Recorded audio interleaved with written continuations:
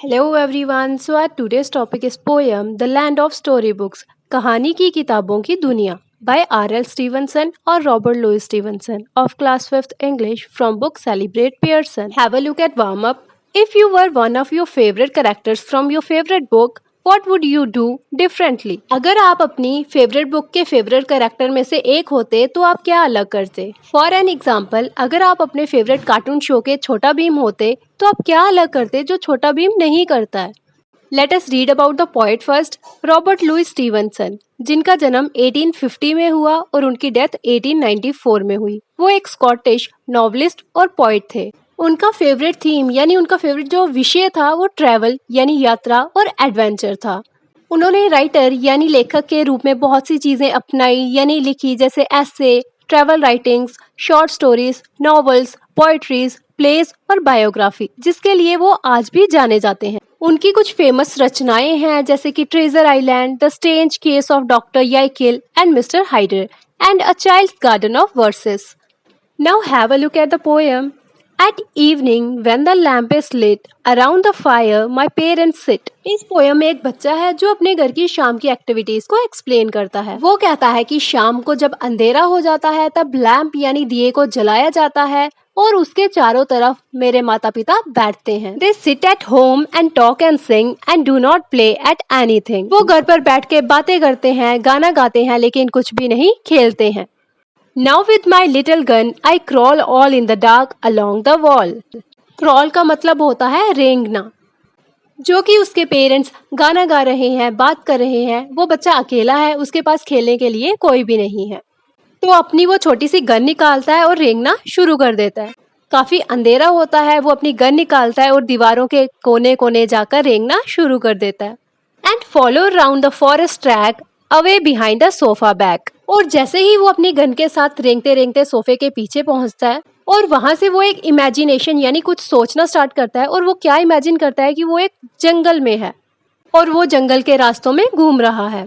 Track होता है rough path या फिर रोड। रफ यानी जो सीधा ना हो, उबड़ खाबड़ हो।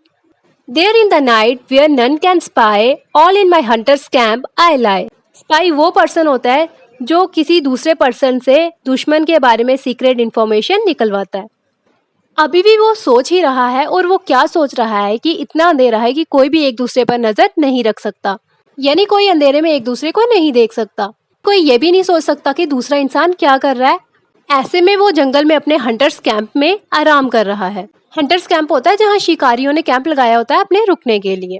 And play at books that I have read till it is time to go to bed. और वो उस कैंप में क्या कर रहा है, उसकी जो बुक्स हैं उनके साथ खेल रहा है, उन्हें पढ़ रहा है, नई नई इमेजिनेटिव स्टोरीज बना रहा है। और वो ये तब तक कर रहा है जब तक कि उसे नींद नहीं आ जाती, वो सोने नहीं चला जाता। जब तक कि उसके बेड पे जाने का वक्त नहीं हो जाता तब तक वो ये सब कर रहा है। These are the hills, these are the woods, these are my starry solitudes. Solitudes होती हैं अकेली जगहें। और वो ये इमेजिन कर रहा है कि ये हिल्स हैं यानी पहाड़ियाँ हैं, ये वुड्स हैं यानी जंगल है, और स्टेरी सॉलिट्यूड्स हैं यानी अकेली जगहें हैं जहाँ पर वो अंधेरे में भी इंजॉय कर रहा है। यानी कि वो पहाड़ियों और जंगलों के बीच अकेला है लेकिन वो फिर भी मजा कर रहा है। And there the river by those brink the roaring lions come to drink. Brink होता है एज यानी किनारा। और वो इमेजिन कर रहा है कि एक रिवर है और रिवर के किनारे एक दहाड़ता हुआ लॉयन जो है वो पानी पीने आता है। I see the others far away as if in firelit camp they lie. वो अपनी इमेजिनेशन को आगे बढ़ाते हुए ये देखता है कि दूर एक कैंप है जहाँ आग जल रही है, वहाँ पे बहुत से लोग लेटे हुए हैं। And I like to an Indian scout around their party proud about. Scout वो पर्सन होता है जो दूसरे पर्सन को ये देखने भेजता है कि दुश्मन क्या कर रहा है। प्राउड होता है चुपके से, चोरी से जाना। तो वो बच्चा इंडियन स्काउट यानी सीक्रेट एजेंट की तरह ऐसे चुपके से घूम रहा है मानो कि वो किसी चीज का पता लगा रहा हो। So when my nurse comes in for me home I return across the sea. Nurse यानी केयर टेकर, वो लेडी जो बच्चे का ध्यान रखती है। इसलिए जब मेरी नर्स मेरे लिए घर आती हैं तो मैं समुद्र पार करके घर लौट आता हूँ। यानी जब उसकी नर्स उसकी देखभाल करने के लिए आती है तो वो अपनी इमेजिनेशन की दुनिया से बाहर आ जाता है। And go to bed with backward looks at my dear land of story books. और मैं स्टोरी बुक्स की लैंड यानी कहानी की बुक्स की जगह को पीछे देखते हुए कहाँ चला जाता हूँ, अपने बेड पर सोने के लिए। यानी बच्चा जो इमेजिन कर रहा होता है, स्टोरी बुक्स की जगह को इमेजिन कर रहा है, उसे वो पीछे छोड़ता हुआ, पीछे की ओर देखता हुआ कहाँ चले जाता है? अपने बेड पर सोने के लिए। जब भी बच्चे बोर हो रहे होते हैं, फ्री होते हैं या सोने जाते हैं, वो कोई ना कोई इमेजिनेटिव स्टोरी अपने माइंड में ज़रूर क्रिएट करते हैं। आप कौन-सी स्टोरी क्रिएट करते हो और आपकी कौन-सी फेवरेट है? कमेंट सेक्शन में ज़रूर से बताएँ।